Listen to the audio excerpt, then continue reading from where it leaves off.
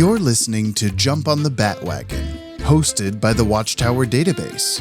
Visit WDB on YouTube for video essays, timelines, fan theories, and much more from the DC animated universe. And now, please enjoy the show.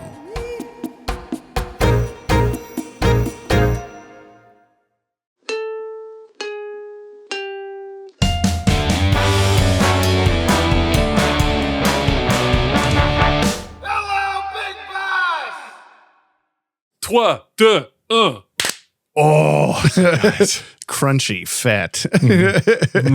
That's my name that I called Joe. He's here with us. Crunchy fat? I don't know. I don't think so. It's not the worst.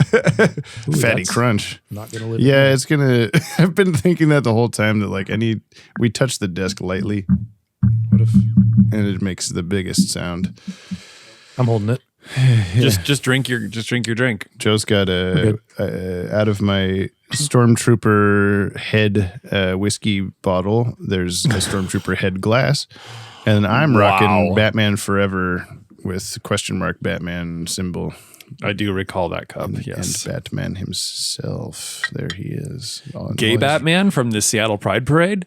I mean, of all the Batman movies, yes. Oh, I thought you were talking about Gabe Atman. That's what I call Joe.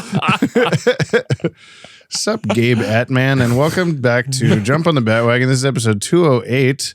I'm James from the Watchtower Database YouTube channel. I'm here to show my good buddy Brian, and also Joe, Gay Batman. I'm not showing Joe the entire DC animated universe from start to finish in the controversial Airdate order.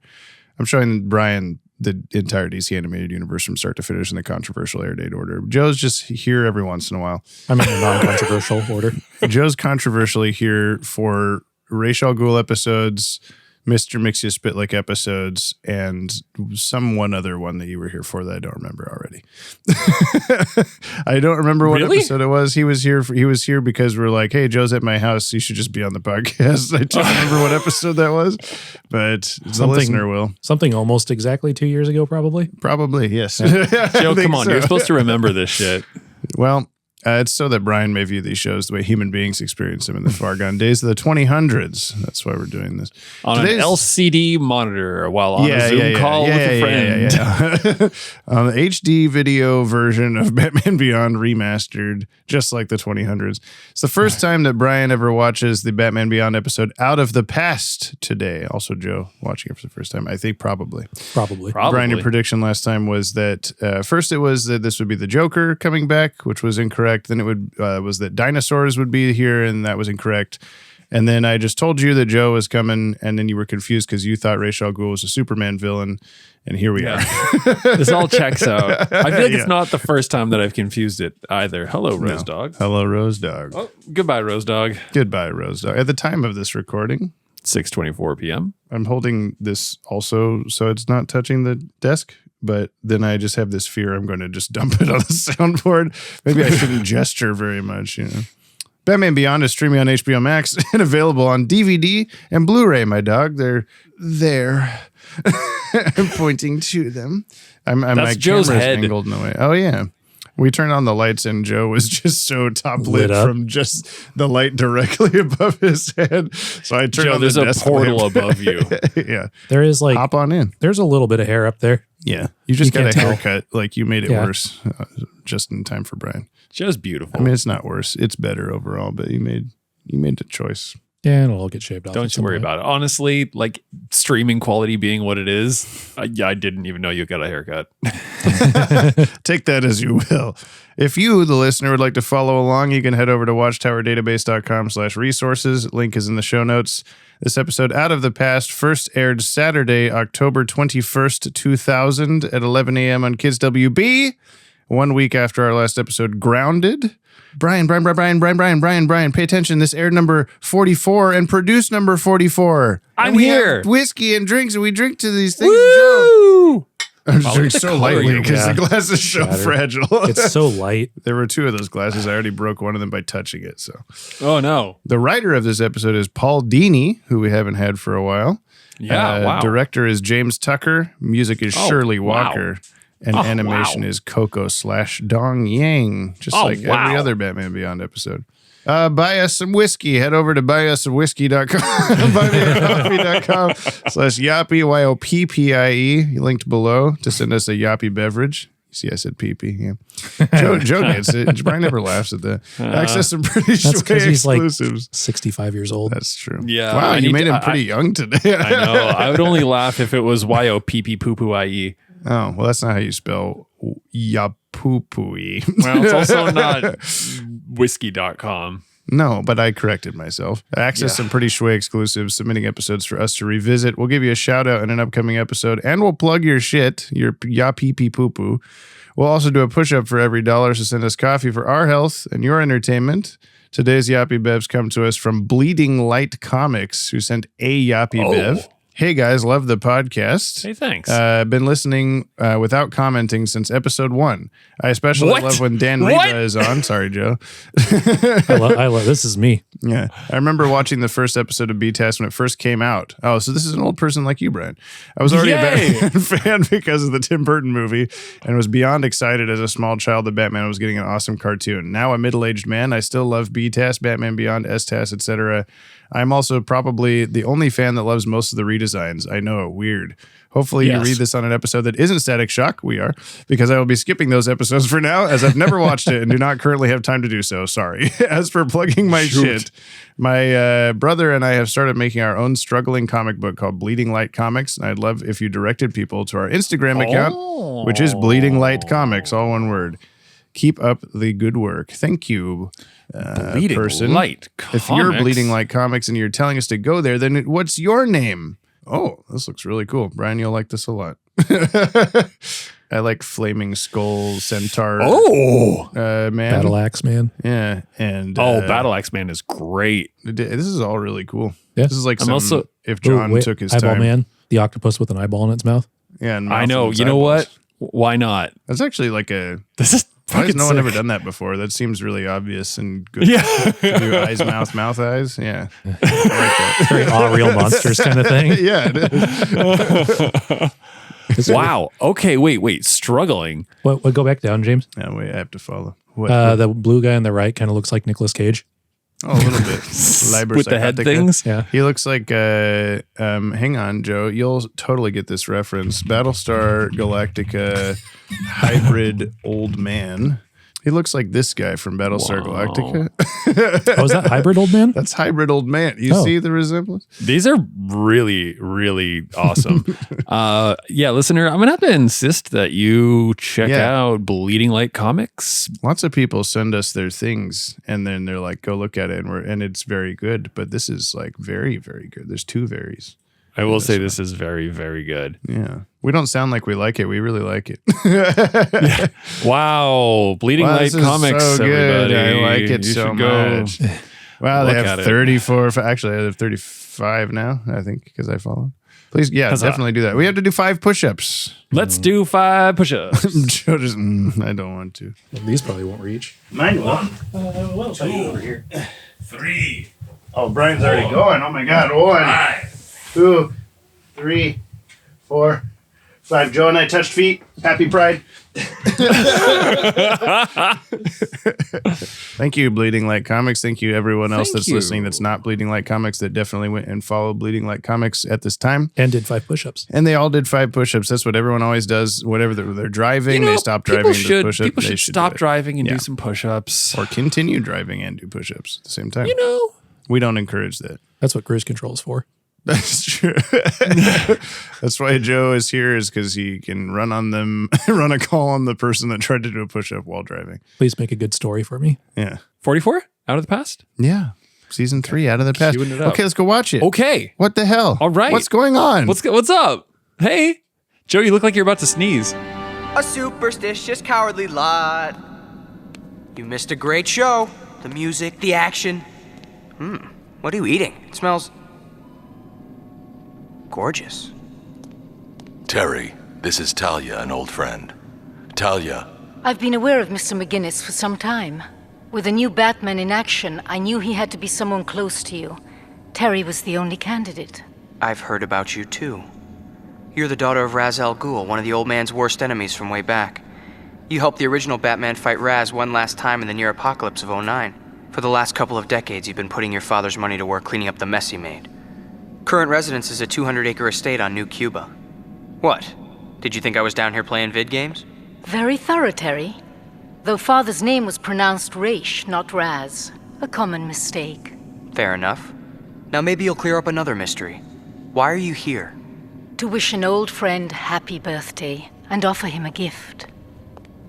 Please consider it, Bruce. Stay well, beloved. I'll be at the Gotham Plaza until tomorrow night. Good night, Talia. A gift? Batman Beyond will return after these messages. Batman Beyond now continues. Well, Well, now. I hit Well? record during the episode, right before the voice reveal happened, expecting that you would be, what the fuck? But you actually said nothing. You were like contemplate. You're like, like your brain couldn't understand what was going on or something. Too stupid to understand what's going on, I guess. Yeah, I guess so. That's how it goes. It's all right. Or maybe I'm just not That's shocked predictable. by people with voices that don't match their I'm gender Speaking of- I'm appearances. sorry. Happy Pride. I'm sorry. Happy Pride. What's up? Speaking of too stupid to know what's going on, Yeah. did I miss the Bruce not Batman anymore?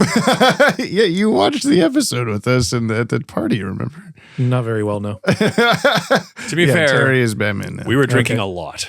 That's true. Is he That's true. considered Batman still? Yes. Okay. yes. Well, So we're- Bruce Wayne is just Bruce Wayne now. Okay, so we're not playing Two Bats, One Cave? No, not yet. I mean, you can include that in your synopsis, Joe. Joe synopsis. What You you just just watched. watched. Synopsis. Take a listen to the synopsis. The short summary, which is sometimes kind of long. Joe. Thank you. Tell us what happened, Joe, and out of the past, please. Okay, this is going to be, I might miss some stuff in this one. Now, let me tell you about how a different guy's Batman. Yeah. It starts out at a Batman musical, which is actually Yes. pretty excellent. Dude, I Like- was so amazed. Yeah, that was Immediately great. This is my favorite episode Yeah. now. After that, back to the cave, Talia shows up, Mhm. or we think, We think, yeah. which was also confusing to me because how many episodes ago did what was Ra's al Ghul or Talia in? Yeah, a lot. Like a lot. So it's just like out of nowhere. Yeah. Talks about Bruce being her big hunk. And ultimately, Those are her words exactly. yeah, You were like my big hunk, Bruce. Bruce, I miss you being my big hunk. Now you're an old man and slightly less big. My big hunch. she essentially talks about wanting him to be around. Then it cuts to Bruce going out on a drive somewhere to do something. Gets a flat tire, tries to change tire, someone tries to jump him, this group of three guys, ends up taking a lady hostage, throws her out into the street. He tries to save her from all the traffic, can't do so. Batman does, thankfully. And he's like, That's a good wow. synopsis, Joe. Thank He's like, wow, I'm old. And then ends up back with Talia again at the Lazarus pit or one of the Lazarus pits. I don't know if there's more than one. There's several. Yeah. Several Lazarus Yeah. pits. Gets put inside of a butt plug dipped in the dew. I don't want to call the episode. I mean, Bruce You in a also- butt plug dipped in a dew. yeah, put in a butt plug dipped in the dew. All the live That long way- day. That way, like you said, you can plug their shit. Yes. Yes. I'm tying really it all. I'm green and runny this time. tying it all together. Yeah, they've been eating a lot of broccoli. And then gets out, kind of wakes up, More and mature. yeah, No. is angry when he wakes up. Apparently, that's a side effect, but there's like several more to go through, and it's a lot better than it used to be. Remember in the first Ra's al Ghul episode, he goes in the Mountain Dew and then he comes out and he's like psychotic and screaming and holding Talia over his head. He's going to throw her off a cliff and all Yeah. that Jamie, stuff. literally It's hard- nobody remembers that. It's hard. Oh, It's hard My from bad. my perspective to say whether that's just how Ra's al Ghul is. true. Like you don't know him well enough. You assume that Bruce Wayne is not like that. Yeah, when we were arguing over how to say his name in the first Raish episode, Yes. and then in this episode, they're like, Solved. actually, you're fucking wrong. Yeah, it's Raz. It's this. Yeah. Yeah, Terry's right, actually. Yeah. They end up working out or something, and then Bruce is like, oh, wow, I'm so strong. Then he throws like a benching bar full of weight into a window or a mirror. Yeah. They start running through something, end up in a room with Talia, who, surprise reveal, is not Talia. Talia is Ra's al Ghul. Rachel Ghoul. Rachel Ghoul. And what goes around comes around. Takes Bruce, ties him up in like a suit kind of thing that almost makes him look like the Juggernaut. There's a Hannibal Yes. Lecter, but yeah, he does look like the Juggernaut. Yeah, Right when they lowered the mask thing flipped around, I just in my head was like, I'm the Juggernaut, bitch. Rachel Ghoul girl says Rachel girl says Rachel girl. Is that too far removed? Rachel girl. Not too bad. Not too bad, honestly. Well, there also was a "Where's Bruce" line in this. So where's Rachel Ghoul? Yeah. Ends up getting out of that because Terry comes and saves him. Mm-hmm. And she kissed me. He's like, whoa, that's weird. And Bruce is like, yeah, well, I was snorting coke off of her ass an hour ago. Told me it was Rachel girl. And that's kind of it, really. Yeah, everything explodes. Yeah. Oh, yeah, there was an explosion. Terry wanted to go back in to try and save because him. the Mountain Dew is explosive, apparently. Terry was trying to save him as they were running out away from the building falling apart, cave falling apart. Raish was like, no, I need to save the computer because it can only transmit, blah, blah, blah. It has all my porn on it, detective. And then Raish essentially saves it, but then there's a dangling electrical wire. Yeah. And we all know how Mountain Dew and electricity go together. Yeah. And then they it have explodes. Baja Blast. It was the biggest Baja Blast you've ever seen. Yeah. And I think that's essentially it. There was some fighting between them. Raish was like holding a sword down and screaming like you. It was placed interestingly. He was holding his sword, and screaming. And then kind of like you do when you're a guy and you go to pee in the morning. The sword was angled the same with way your too. sword. Did you like Brian or hate the one frame of actual Ra's al Ghul as he's being electrocuted? Did you notice that? I didn't. It was there. Yeah. It was a very Killer Croc light swing kind of situation. Oh, I thought you would think it was stupid, but I cool. would have hated it. Yes, but I didn't. I didn't see it. Nah, you're wrong. Sorry. I mean, because we had him inside, presumably inside Bruce's brain, walking towards him or something. Also, Bruce's brain is blank. Yeah, there's nothing going just on. Just a gray room. No just thoughts. Dreaming of Ra's al Ghul all the time. Yeah. Rachel girl.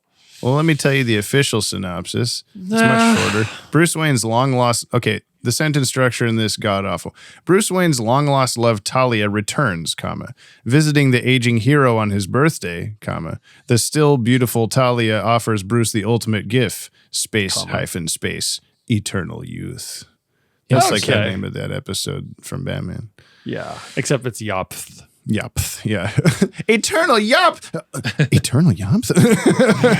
Going around there. Max was in this episode for 0.5 seconds for no reason. She was great though. She's the audience perspective, I guess. Yeah. Although obviously all of us remember every previous Ra's al Ghul episode, so we wouldn't be surprised. Rachel Girl episode.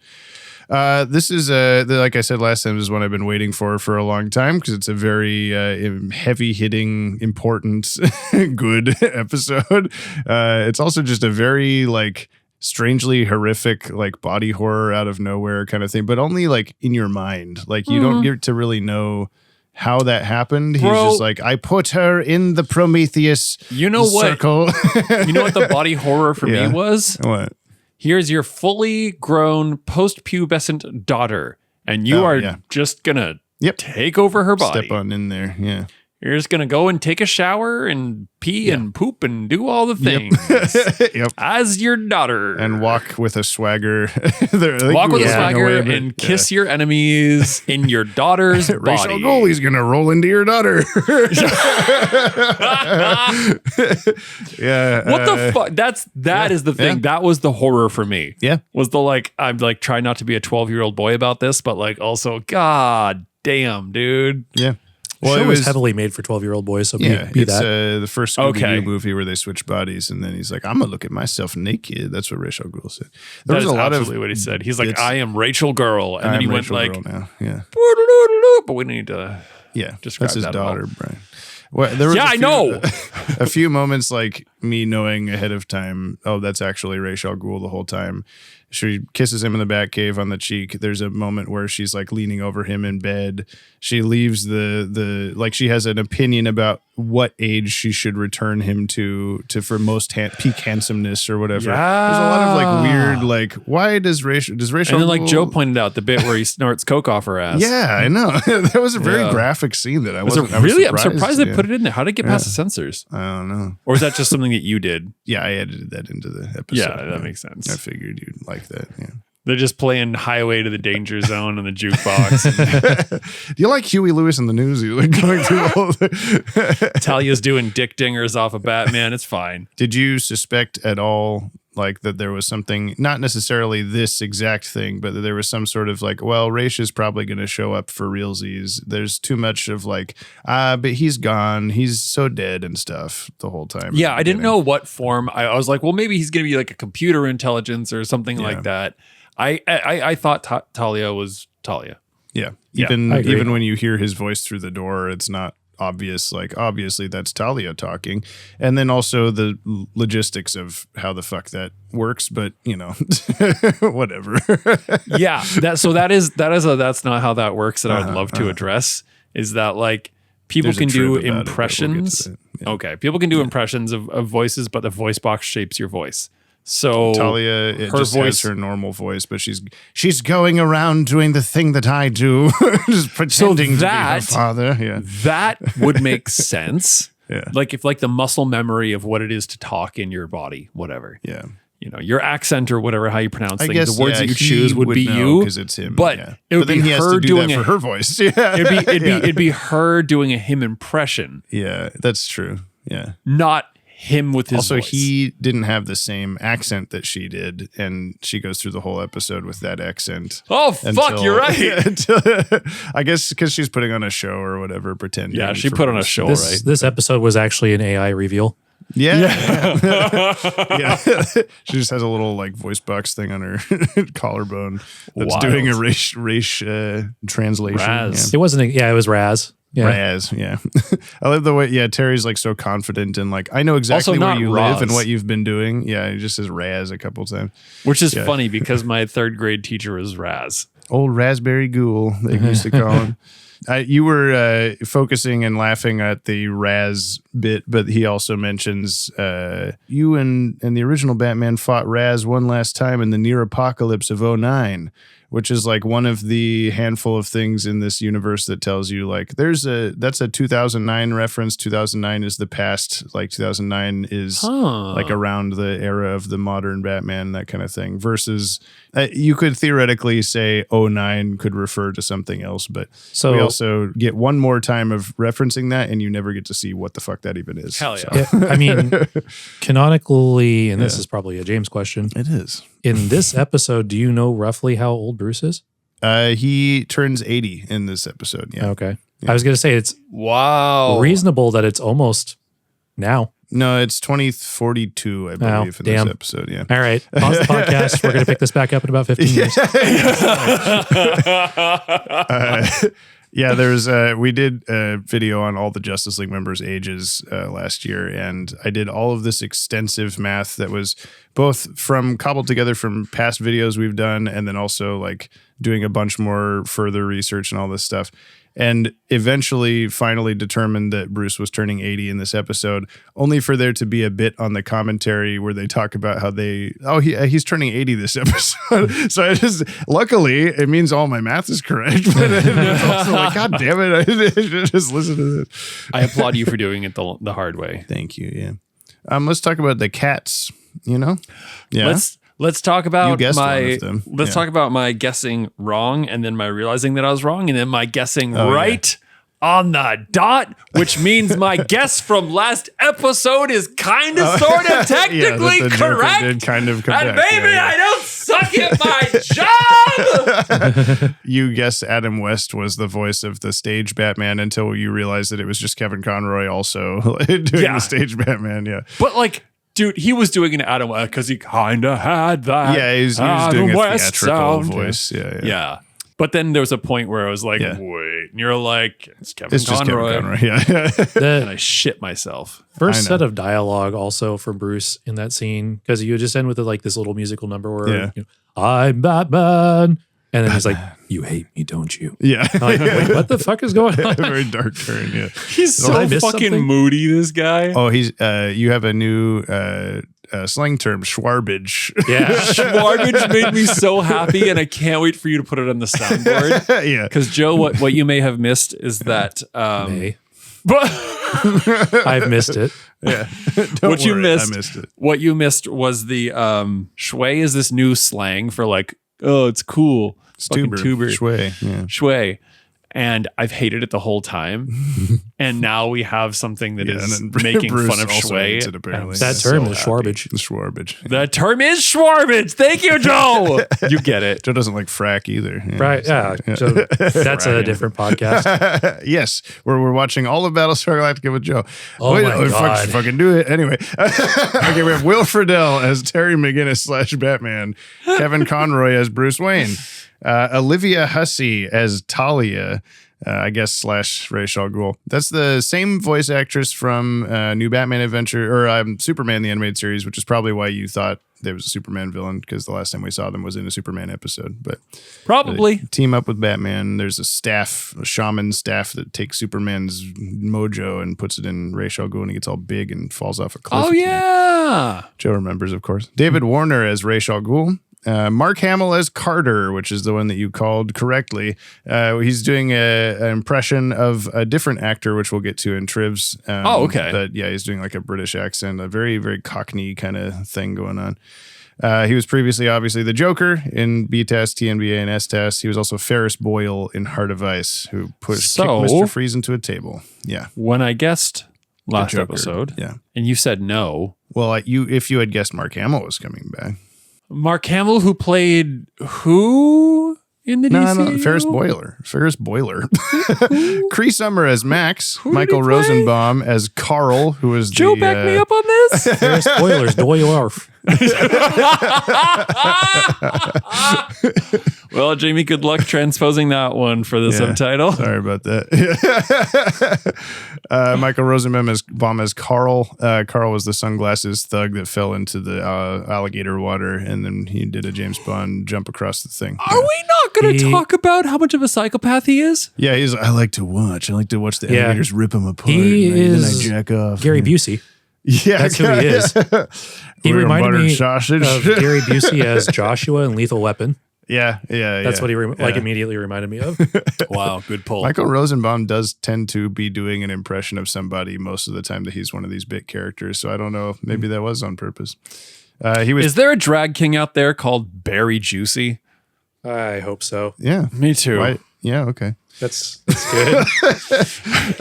He was previously, Michael Rosenbaum was Carter Wilson / Terminal in Hidden Agenda. That was the goth-looking Joker's gang guy that was in the high school. I should have said Happy Pride after that. I'm sorry, yeah. Barry Juicy line. Okay. Yeah. Happy Pride. Thank you. Wendell in Hooked Up, who was in the girl's dream, Spellbinder Ball dream, where she's like, we're going to get married to the fry cook man. Oh my God, Ollie, Ollie in Babel and Where's Terry, who's the purple splicer kid that wants to have the fork to make him come. Yep. Okay. Charles Kimbrough as Gordon, meaning the Commissioner Gordon on stage. He was Victor, the taller of the gargoyles in Hunchback of Notre Dame. He also played a character named Rainbow Face Number 1 in The Land Before Time 7, which I have no knowledge of. He's also the singing voice in a bunch of other different animated projects. We have Adrienne Barbeau as one of the singers, just credited as singer. She was Catwoman in BTAS and TNBA, so she's probably the Catwoman, I would assume. Yeah, that BJ was Ward. Glorious. Yeah, the whole. I was the not whole prepared for opening the thing. BTAS. Yeah. There's some throwback. fun tribs about that too. There's lots of tribs for this episode. Okay. BJ Ward as singer, previously M3 in The Lion and the Unicorn, was one of the MI6 agents that's like, hey, go get Red Claw for us, please, but in a British accent. She was also the voice of Jaina of the Wonder Twins and Super Friends, and eventually the voice of Wonder Woman on Super Friends as well. We have Jamie Torsellini as another singer. This is his only DCAO acting credit, also a singer on various animated projects such as Tarzan, Johnny Bravo, and Aladdin. Beth Howland as singer, only DCAU acting credit, also a singer on Lil Abner, Madam Secretary, and as Told by Ginger.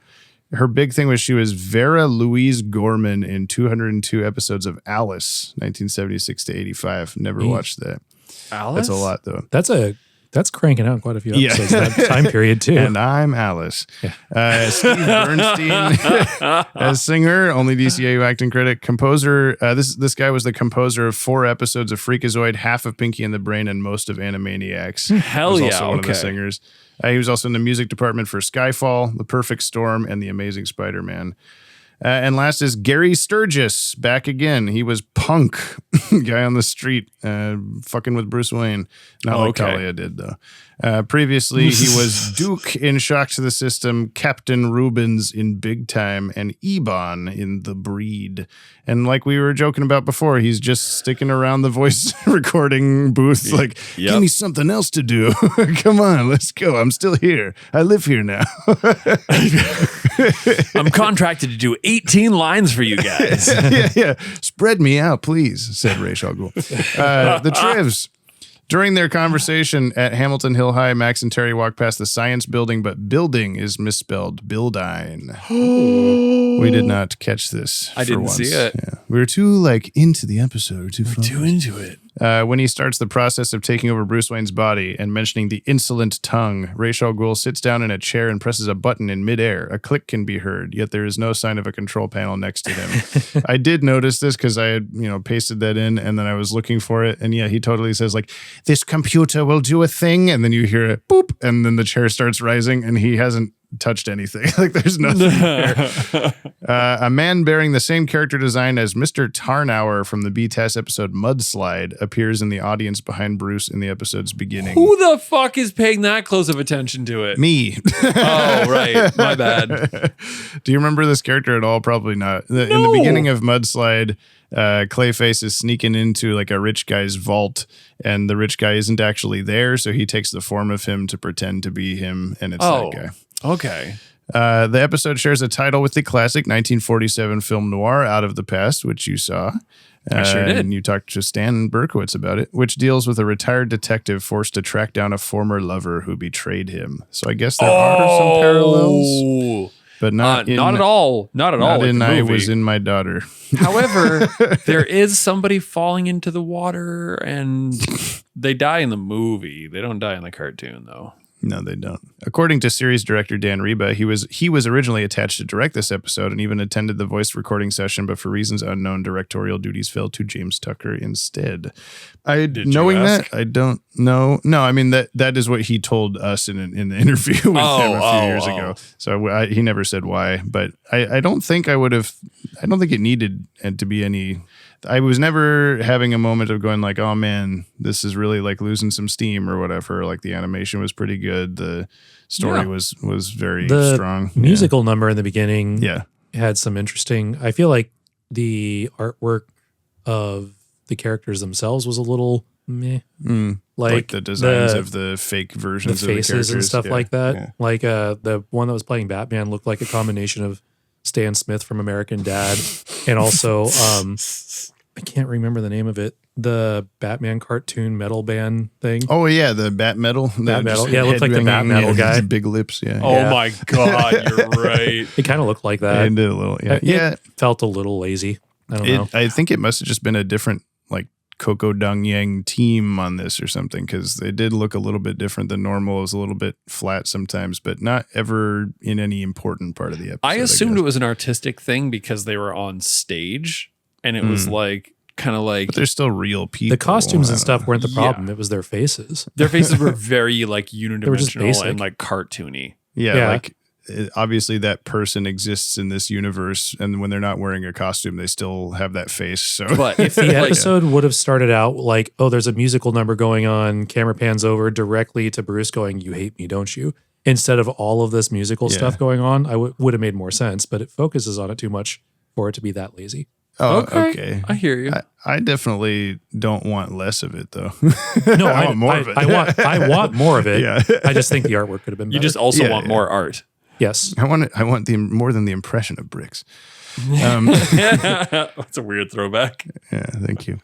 There were, in fact, plans. Strong. My face. Yeah. That's good that we're talking about it. The next trip is about it. There were, in fact, plans to produce a Batman musical entitled Batman the Musical in 2002, to be directed by Tim Burton, director of the 1989 Batman film, and to feature music and lyrics written by Jim Steinman, writer of Meatloaf's Bat Out of Hell. But it was scrapped. Thank God. A parody musical entitled Holy Musical Batman was eventually produced in Chicago in 2012, which there's some good clips from that. That would not have gone over the way you wanted it to. No. Or it would have gone over exactly how you wanted it to, but it wouldn't have been good.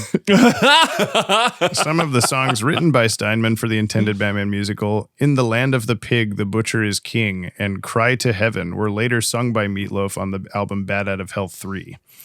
So they do exist out there. What? Paul Dini wrote the lyrics to the opening musical before production on Batman Beyond had even begun. After hearing news of the Batman musical being in development, this is a Bruce Timm quote, he had written down some joke lyrics for it, and I was laughing my head off. So that was one of those ideas we came up with that we put in the ether and waited until an opportune moment to use it. When Dini pitched the story idea for the episode, Bruce suggested opening with the musical to help show Bruce Wayne starting to feel his age. Dude, I cannot wait to hear what Jordan has to say about this. I know, yeah. During the musical, Robin mysteriously disappears from the stage. He's like tied up on a chair or something, and then he's just gone in the next shot. He had a quick change. Which Robin is also played by a woman in the stage musical, like a Peter Pan kind of situation. But I've always expected that it might be like mild foreshadowing for the episode. But I don't know. It's like Talia Ra's al Ghul is That's not a bad Pan, thought. You know? Yeah, I know. The musical includes the lyrics, "A superstitious, cowardly lot. This is how Bruce Wayne describes criminals while trying to figure out a suitable disguise for his war on crime," in Detective Comics number 33, November 1939, which first described the origins of Batman. Oh. And I think Adam West Batman does use that phrase a lot, too. And last from the musical, Kevin Conroy also voices his onstage double, having had a long career in stage musical performance prior to landing the role of Batman.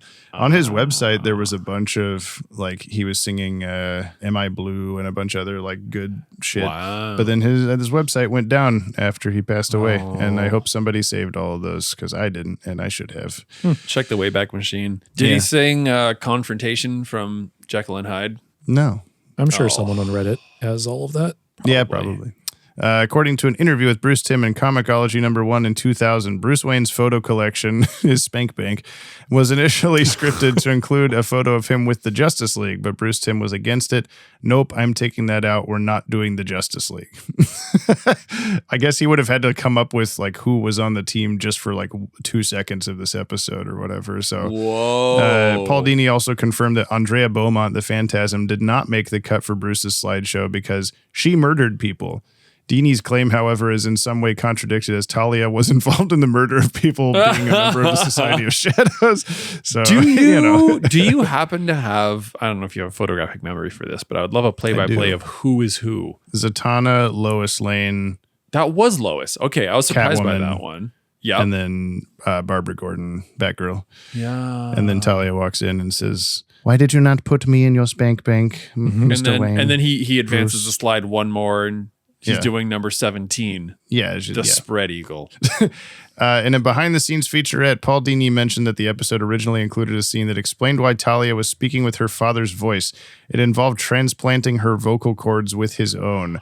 However, then he couldn't do her voice. Yes, ultimately cut due to taking too long, as well as it not really being necessary, or making any fucking sense. I think that it doesn't bother me. I think it's part of the cool factor of the like, whoa, this is creepy and weird in a horror movie, and not if he said that I ripped out her throat, detective, and I shoved it in my throat, and I mean the other way around or whatever.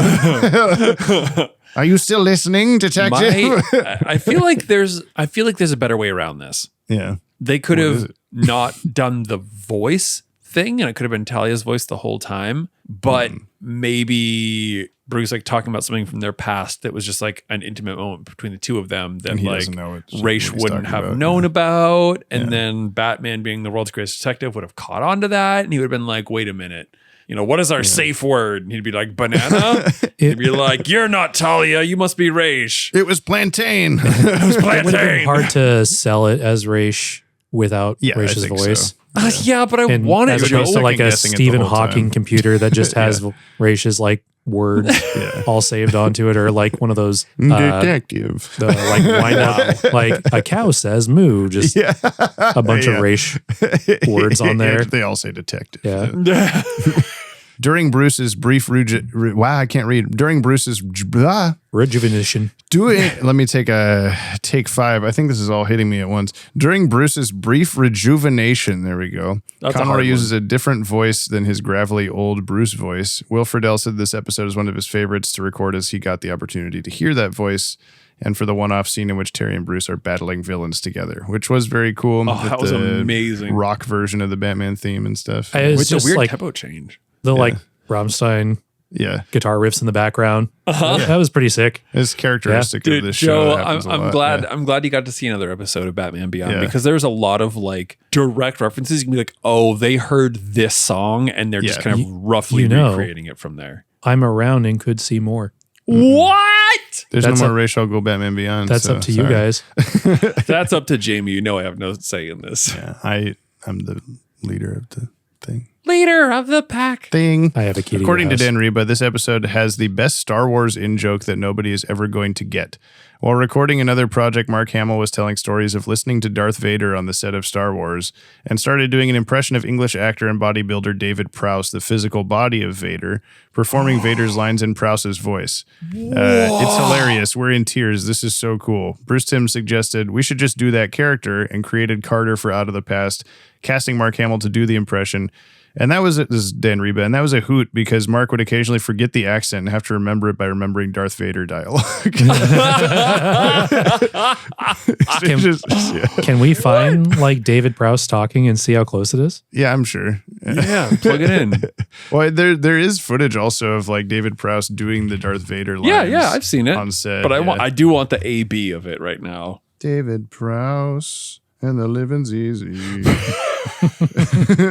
Mark Hamill's jumping. This is an ad, Brian. You might be finding the right voice for Darth Vader was another challenge. And action! Lucas had never intended to use the on-set vocal performance of David Prowse. Start tearing this ship apart piece by piece until you find those tapes. Find the passengers of this vessel. I want them alive. I want them alive. David Prowse's accent. So he's such a like weenie hat juniors. He's a weenie hat junior. I want the plans. Give me the plans. And he goes into the Veruca song from Willy Wonka. Oh, I want today. I want tomorrow. But sung by Mark Hamill. Sung by Mark Hamill. Carter's visual design is also based on David Prowse's character from A Clockwork Orange, who has been dubbed in memes as Muscular Austin Powers. Was he in A Clockwork Orange? Yeah, he was. He's this guy that looks like a muscular Austin Powers. I'm sorry. Yeah, he does. Yes, he does. Oh my God! What the fuck? I'm pretty sure David Prowse is also like because he's a bodybuilder. I'm pretty sure he Do I make you horny? I think he trained Arnold Schwarzenegger for some movie. Yeah. Do I make you Randy, baby? Do I? That kind of thing's not my bag. The last thing I have is this episode was nominated for an Annie Award for Outstanding Individual Achievement for Writing in an Animated Television Production. Yeah. And Olivia Hussey was also nominated for an Annie Award for Outstanding Individual Achievement for Voice Acting by a female performer in animated television production. Wow. All right, Keen Effects. I just said that, Jamie. Rachel Ghoul frame zappy frame. The smoke was good. It was the art was fine except for like Joe said at the beginning. Yeah, sometimes not. Other than that, no complaints. Nothing really stood out. I mean, an unkeen thing that I've always hated is that when he's looking at the back computer, the camera angle is like the computer's at an angle, but the squares showing everyone's face are just flat onto the camera, so they're not like at the same angle as the computer screen. It looks dumb. I do have a somewhat keen. I feel like I'm reaching for this one. Please forgive me. The Bruce Wayne anal bead gets a dip into the Mountain Dew. It's running off of it at the end, and like there's like streams of Mountain Dew coming off the butt plug. And it's that was pretty good. I like the physics of that. I thought you were saying this was a bad thing. I was I'm trying to be positive. Yeah, the Mountain Dew in general looked pretty good. The Mountain Dew in general looked pretty good. Now, does that sound like it belongs at a line that belongs in a nature documentary? That roast pheasant looked pretty good. Very brown and orange. Yeah. Joe, could you give us the line from a nature documentary, like the voiceover saying that the Mountain Dew looked generally pretty good, like in a David Attenborough, yeah. Like a Mark Hamill doing David Prowse. Mark Hamill doing David Attenborough, Dew, boiling in a puddle. In a puddle, using the longest lens possible to capture puddle of Mountain Dew. You can see the Bruce Wayne butt plug dipped into the Mountain Dew. To put this over the top of the clips of the episode. As you can see, when it's removed, it drains and drips.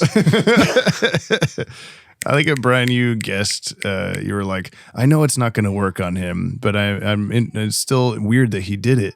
And then it comes out, he's so young. And you're like, were you happy or sad that it actually did something, I guess? When I said that it worked, I didn't mean like as a one-off. I meant as like holistically. Like, this is not going to be a thing. We're not going to get young Bruce after this. Yeah.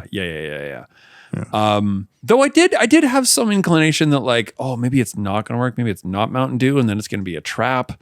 Because I did also have that inclination that like it's going to be a trap. He's going to get pulled out of the Mountain Dew, and it turns out it was just boiling Mountain Dew, and he's dead. Just a skeleton in there afterward. Yeah. Does this stuff work in a way where like if he stayed in there longer, it would just work better? Yeah, he's just just be 13, dipped like many times or whatever. Yeah. Why, she said it'll hold better if we do it more times. Yeah, I saw that, but like, doesn't he get younger every single time he's dipped? Like, if he stayed in there longer, would he just like become a little reverse boy. prune and become younger? Benjamin Button. Yes. Yes, I have a question. How long would it take Bruce to be in there to become a baby? Maybe they have a specialized time because they're like, okay, that's enough. Pull him back up. Like, he's exactly as sexy as I want him to be. In the first Ra's al Ghul episode, how many years back did that take him? Well, I from guess like 2000 to 50. Yeah, it just like a lot. On, what the episode. This is a good question. Yeah. Okay, so besides the fact that Ra's is definitely bisexual, right? Yeah. Hashtag Happy Pride. Yeah. Like he's like talking about like the attractive aesthetics of Bruce Wayne. I thought it was distinguished for you to have a little bit of white, but I guess maybe he's talking about himself and that's his like preference, but like Bruce Wayne comes out of there looking younger.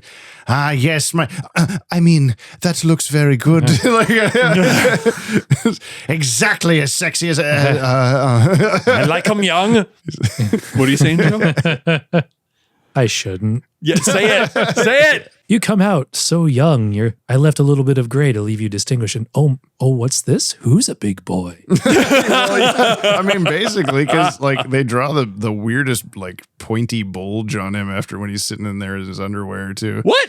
Not that I was looking. You know? You were looking. The ascended testicles of a younger man. Yeah, Terry's like, wow, I've never seen your balls in their prime. Not quite my prime, but okay. So like all creepiness of Raish aside, who's canonically bisexual. There, you cannot convince me. Actually, you know what? No, Jamie, 30 seconds on the clock.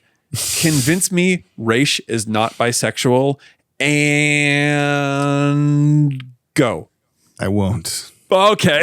29 seconds left. I mean, really? I mean, my theory is like he's whatever 500, 600 years old or whatever. Like he's been around the block at least during once. that. Do you think your mom didn't think I was bisexual?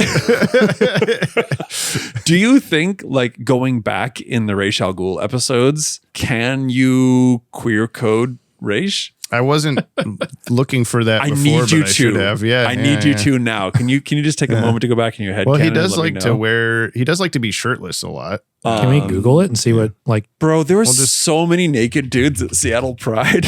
r/DC Comics Circle Jerk, which is about this episode we just watched. Remember when Raish Al Ghul changed his male body to a female one, seduced Batman, and convinced him to enter into a romantic relationship?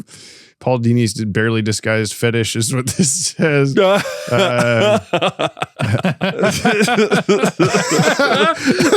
one is Yes. What? I'm gonna take over Bruce Wayne's body after he's done fucking my pussy. It really is a flawed plan because, like, when you made the joke a minute ago about dipping him in there and it's just actual acid or whatever and just destroys him and kills him, why the fuck wouldn't he do that? Why would he go through all of this? Because he it's a cool twist and stuff, but it's, you know. I have the answer. Because he always respected heavy air quotes there. Okay. He always respected Bruce Wayne's physique and capability, and he didn't want to be in a girl anymore. He wanted that dick. He just wants to fuck Batman. Yeah. He just wants to be Batman. He just wants to be Batman inside of but Batman. Also would fuck Batman. He wants Batman inside his daughter. Oh, it's so He's fucked like up. If that's daughter. what I have to do. It's so fucked up. Oh no. It's so fucked up that he's like, you know, it was a whole familial thing. The computer, God, jeez. It's funny, like when I killed my daughter, I could only like do it was a DNA thing. I could only like go into my daughter's body. But it wasn't weird at all. Inside Batman. But now I could be anybody at all. Why? Why? I do want a scene where they're like, they clearly have like just had sex, like they're doing one of those, like it fades into the scene and they're like wrapped in sheets or something like that. But you just in the moment of the actual thing we didn't get to see, he calls out Bruce's name in Raish's voice and then says like, what was that? There nothing. Like there is a yaoi about this somewhere. I'm certain sure. of it. Yeah. You'd think I would know for sure, but I don't. I don't think there was any CGI in this. I didn't note any. So, you know, it's fine. I am beside myself. Okay, gents. Yeah, that's fine. I knew that this would devolve and deteriorate quite a bit, but I'm glad. Not just devolve, but also deteriorate. From the Fandom Optimist podcast, it is Jordan Blumen's Musical Minute. Yes. Hey, music. For Out of the Past. Go. Now over to the musical minute for Out of the Past. Obviously, we got to talk about the musical sequence at the beginning. Yes. Which was shockingly catchy. And I desperately wish someone had made it into an actual musical. I would watch easily 2 or 3 hours of that. Yeah. Just a great time. And the fight scenes are cool. They're always cool. But it goes without saying, the musical moment to cherish here is the Shirley Walker Batman theme returning on electric guitar. I missed it. This is one of my favorite musical moments in the entire DCAU. As well, they're fighting the guys in the hallway. I rewind the scene a couple times every single time I get to it. It's so it's cool. Never apologize for loving your fandom and try to stay optimistic. Brian, I'll find it for you because I'm sure the listener wouldn't mind hearing it again. Yes, please find it for me. Out of the Past. Out of whiskey, and I can't type. Out of my pants, detective. Get me out of my pants immediately. Get me out of my pants and into my daughter's pants. Don't worry, it's not weird at all. Shall we? After you.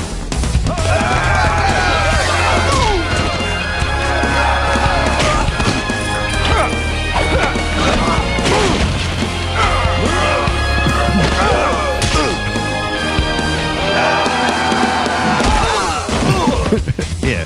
Brian had a euphoric look on his face just now. So that made me earlier, Brian, you mentioned how the music slowed down. It didn't really slow down. It dropped a beat. Yeah. That's Yeah.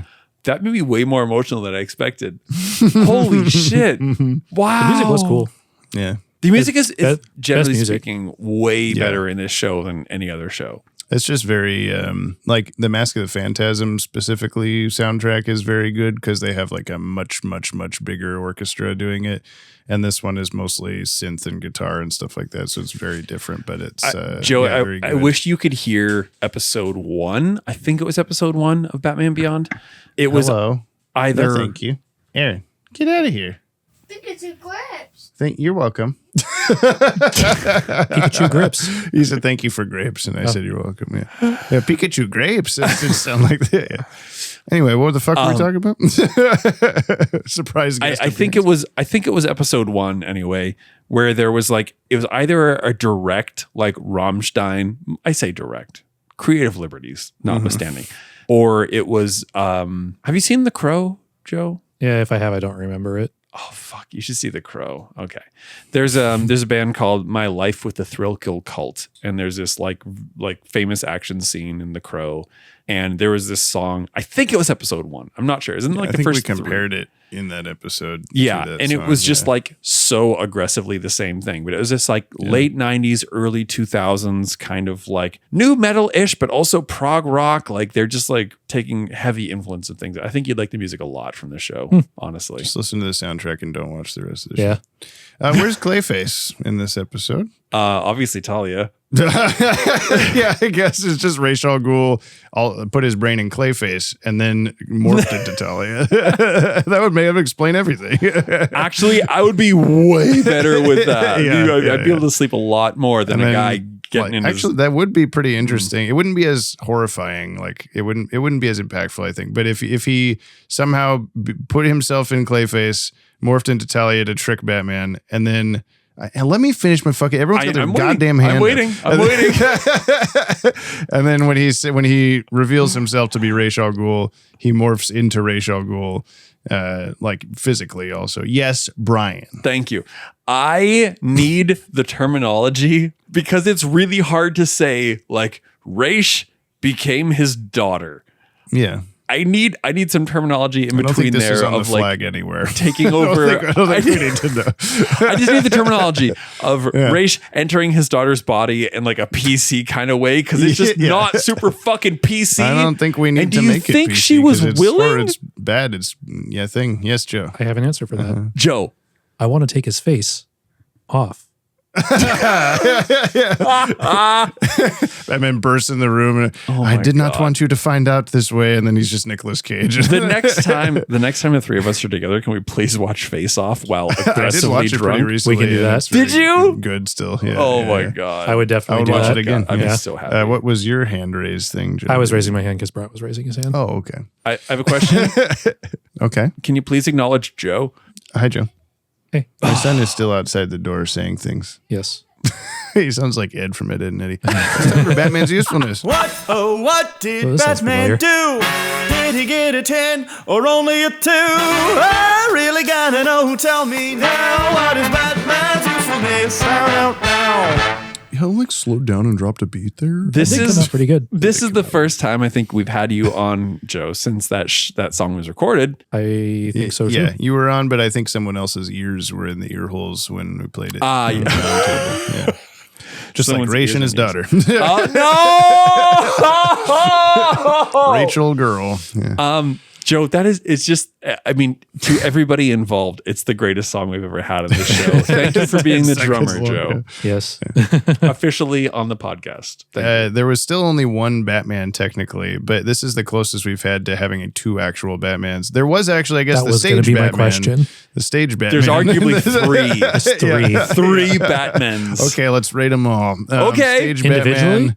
Yeah. Okay. Stage Batman didn't help with the plot at all. Whoa. But he was very useful. Stage Batman, I'm going to 100% useful to the stage Jamie, play. Yes. Jamie, wait. Yeah. I'm waiting. I'm going to argue you more aggressively than I ever have as far as like continuity on this show is gone. So buckle up. Hold on. I'm going to stop reclining. Hold on. Sit up. I need to sit up for this. I'm waiting. I'm ready. And there's no camera tricks. James has not buckled up at all. I've been here Your the whole eyes do time. not deceive you. I have not put a James seatbelt on. not buckled. Stage Batman he's the pinnacle. He is the spearhead of this episode. He is the reason this episode happens. If Batman wasn't if Bruce wasn't at that show, if he wasn't feeling insecure, if he wasn't in his head about his like capabilities in his past, then he would not have gotten he wouldn't have even considered would have going showed to up this. anyway. Maybe, but he wouldn't have been feeling so insecure. Maybe Raish Talia like funded the play because she apparently staged the goons and the tire and all that stuff. Yes. So like if maybe she also staged the stage play and made him feel rotten about himself. So, I'll argue that the stage Batman was so good in that it was not necessary to start the episode in there, but he came and wanted a part. And it was just like, we got to put this somewhere. And he was hungry. The very first thing that we hear is you see like what appears to be actual B-Task Batman hunched over, and you hear the "I am vengeance, I am the night," which in context of the real world this takes place in, who the fuck knew that he said that? You know, but Bruce was a consultant. Gordon, maybe. I guess nobody was around to hear that. He was hanging from a blimp in the sky. So there was a blimp operator who had really there was actually like a megaphone. Scarecrow. He didn't know. He had a megaphone. I am vengeance. I am the night. Bruce, this sounds kind of like, Batman, this sounds kind of like an internal monologue thing. Why are you saying this out loud? He was also Batman. Hanging from a blimp that was like 5 feet off the ground. So the megaphone was like actually down at people's shoulders. Like, Bruce, we can hear you just fine. Made him think he was much higher up. Yeah. Well, I also like that now that it got telephoned over the last like 40 years. And so the stage play starts off with, "I am the tiger. I believe in God. I am Batman." Beautiful callback. Batman. Yeah. So are we only rating stage? No, we're rating all 3 individually. Okay, so he gets stage a 10. Batman, I'm going to jump ahead because I only have one thing. I'm giving him 10. Okay, sure. He's disappearing Robins out of 10. Okay, all right. I'll give him 9 because by our own rules, he's not allowed to get a 10 unless he saves the planet. I don't But care. I guess if we're doing this whole shtick of he caused the episode, then I guess he kind of did. Yeah, whatever I said, 9 or 10. Two-Face with a hat out of 10. Oh yeah, with a fedora. Yeah.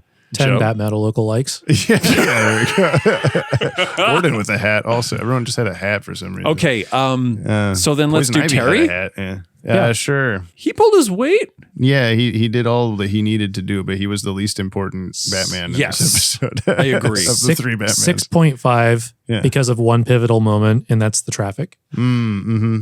Oh, Had he not been able to save Bruce out of the traffic, Raish's plan wouldn't have episode's worked. done. He just died. Yeah.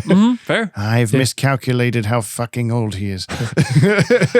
I'm really, really old, but this guy's really old. Jamie, what's your Terry Yeah, I'll rating? give Terry a 7.2. Oh, okay. Why are so many cars driving on the street in this episode out of 10? They can't make up their mind whether there's wheeled cars or not in this show. That's true. Yeah. I'm going to give Terry, and this is going to send us on another monologue. I apologize. I'm going to give him 4. Bruce's back tire exploded. And then front tire exploded. Then it was the back tire. Then it was the front tire. Out of 10. Yeah. But then he had a cool. I was like, it's the future. The Why tire was changes. that And then, not in the tribs? I don't know. The blown tire alternated its position from front to back. Go back and watch it. He spun really fast when you weren't looking. Nah. And then the future like claw hand that gives him the tire. Yeah, right. Like of all things, it's not a robot that changes the tire. It's a robot that gives you the tire. A robot that gives you the tire is a good subtitle. The traffic scene was the only necessary one, but 6.5 razzes. Yeah, Raz. Ooh, wait, are you rating Bruce? Terry. No, Terry. Okay, yeah. He gave, So we're on Bruce. So now we're on Bruce. Okay, I went first. Joe went first. Now you need to go first, Jamie. Okay. Bruce will get 8 spiky bulges out of 10. Okay. Go back and look. It's so pointy. Okay. Joe, did you want to go next? He's like, yeah, it is. The ladies love me because I'm my sauce. Leave him in long enough just to get a triangle dick. Yeah. He was useful. I think the episode's really about him. Yeah. So obviously useful.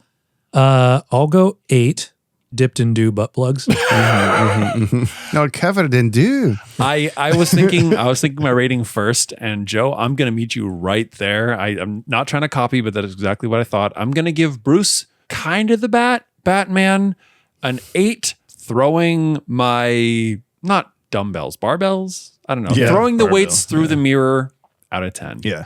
Good job, Bruce. It was good to see you capable once more. By saying kind of the bat, according to James, by his rating system, he's the bat. He's the most bat, except for the stage bat. Stage bat wins, dude. Well, he's got the bat now. Bat. Oh, he's got the bat. He's got the bat. He's got the bat where you most need it. Justice for stage bat. Justice for picture of Justice League we didn't get to see. This is from the Movies to Watch Before You Die podcast. Thoughts of the week with Dylan Pollock. Coming up next, it's another guest appearance from our favorite visiting superhero. Dylan, you son of a bitch. It's time for the Thoughts of the Week from Dylan Pollock on Out of the Past, or Riz Al Ghul. James, do we have some kind of canon explanation for who the actor is that portrays stage Batman in universe and why he happens to sound so similar? Also, a very relatable one for all of us when Bruce is hanging out, looking at all the broads he banged over the years, and then Talia's in the corner like, I should speak up before this gets anywhere. Also, I know for years we've all been curious about the near apocalypse of 09, but am I the only one concerned with New Cuba? That seems like a big deal. What happened to old Cuba? Also, I'm sure you guys will talk about this, but Kevin Conroy does a really good job making his voice sound just a smidge younger. Even when he's working out in the gym, I think that's when you really notice it. Yeah. And I know this is Jordan's thing, but the music in the hallway, such a cool blend of the old and new. It's the BTAS music and the Beyond style. Awesome shit. That's all. I love Ra's Al Ghul saying, I underestimated you, boy, and I won't do so again. And then immediately underestimating him and giving him enough time to kick the gun up into the air. Now, you've underestimated the question of the week. James' favorite part. Oh, yes, I have. We can't master death, but if you could run away from it to the past, what age are you running to? What age was the best for you? Let the nostalgia flow. Okay, I love you. Bye-bye. Oh, I don't like that It's hard to say because I've been sitting on this kind of thought process for a little bit, do I wish that things were simpler, or do I wish that because yes, but also I wouldn't trade what I have now and what I do now. So I don't know. I guess it would be cool to go back and be 20 something, early 20s for just a couple days or something, mostly for my body. Yeah. My body hurts. And my hair. Yeah. Sorry, Joe. It's fine. I think I'm gonna have to agree there. The prime of my circus performing. Mm-hmm. And traveling around Europe. So 20 running, somewhere between 2010 and 2014 was I don't know if I've ever been happier or healthier, feeling very accomplished in life, not feeling 90 or Joe, how old am I today? 65. 65, not feeling 65 or whatever. Good. That would what about you, Joe? I like it's hard, right? There's certain aspects of life at certain times that I would like, but this age, this part of it was great, but this part of it was not. Yeah. So a lot more independence now, but is it taking that age as a whole? Because if so, just turn your body back in. Yeah, are you going literally back in time, or is it just turning your body Ra's al Ghul style into a different, younger body? I need a ruling on that before I make a decision. Do I get to be in a girl? Depends on is what it that your means. daughter? Oh, we're not doing that. Joe, is it for the physical aspects or just in general? You're gonna have your mind, so your physical aspects only. Physical aspects only? Yeah. I mean, like 20 is not a bad area. 21, really? Yeah, not bad. Okay. Maybe I'd probably do like a 25-ish or anywhere something, 'cause I feel between like 20 and 27. Yeah, definitely like 20, 25. I was definitely still like playing metal shirtless on stage and feeling pretty good about it. We all were. Yeah. We were all on stage playing with metal. Yes.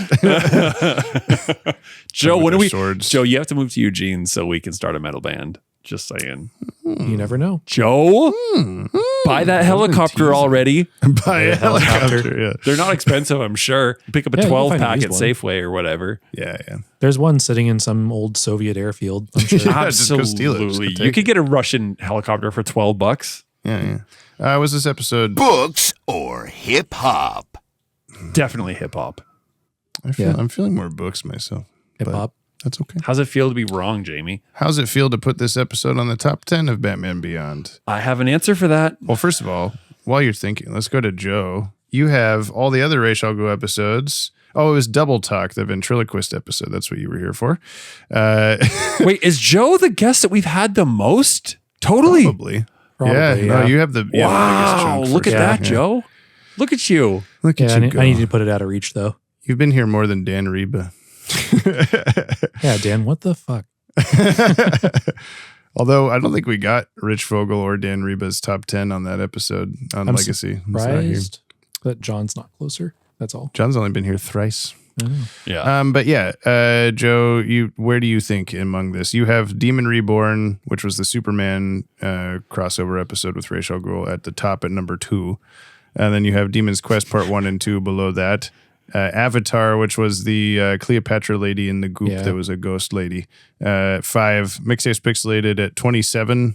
Little Big Head Man, which was Mixius Bitlick and Bizarro at 32, and then the Ventriloquist Double Talk at 50. What? So if I put one in a place, and I decide later that I want something else in that place, so I get to shift them. You have 3 shuffles. Yeah, that's true. Let's put this one at 1. Yeah, it's a good one. Yeah.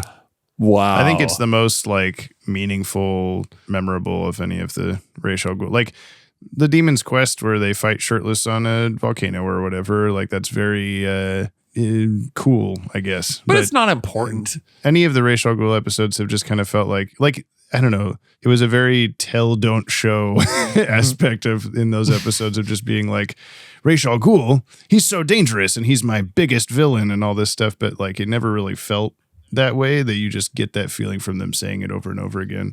But in this one, it was like, holy shit, what have you done? And this is really horrible and all this kind of thing. And it also just was a meaningful episode for and a musical number. Brucey Wayne and the musical number. Brian, what are you doing? Are you ready for this? I am ready. I don't want to know what you're doing because I already know what I'm doing. Well, you want to read yours in reverse? Reverse, 10-1. Hooked Up. April Moon. Big Time. Eyewitness. Babel. Mind Games. Babel is actually Babel. Yeah. I'm trying to remember.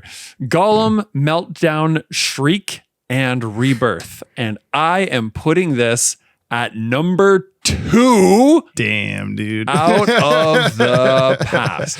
Because I am learning. Yeah. I'm so sorry. We're kicking off Hooking Up with Dylan Pollock, my dog. Yeah.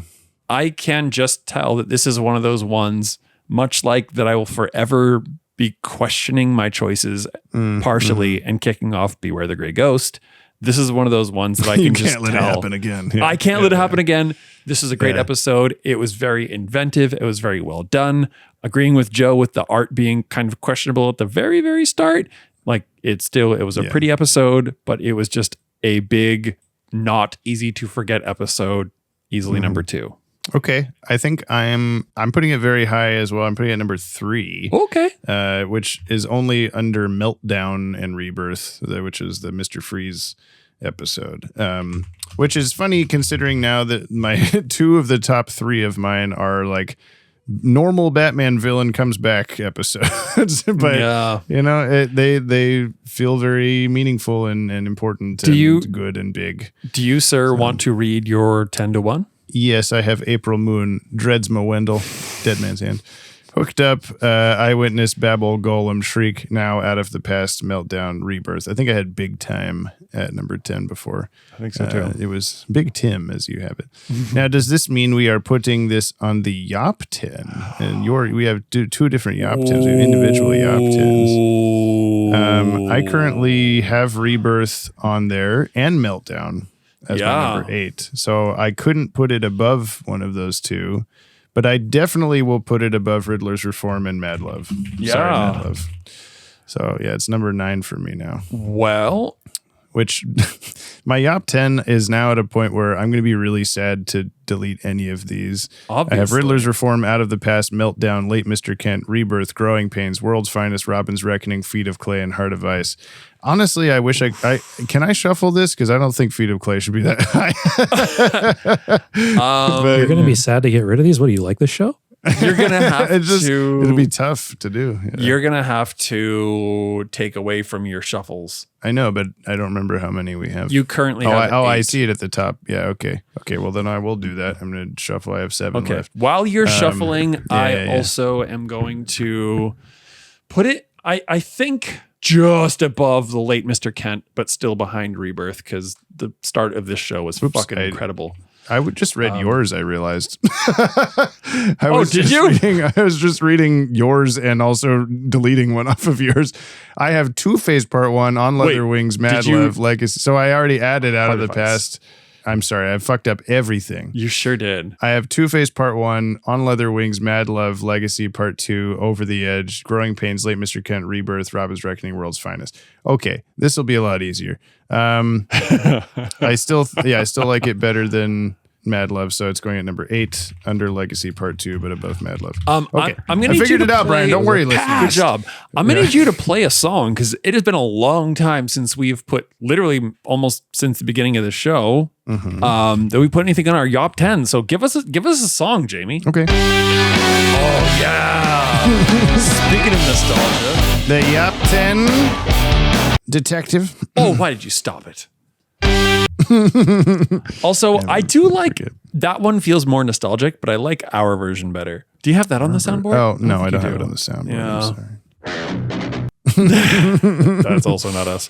Get up on the Yop 10. Yeah. Oh. Well, now we do the mail.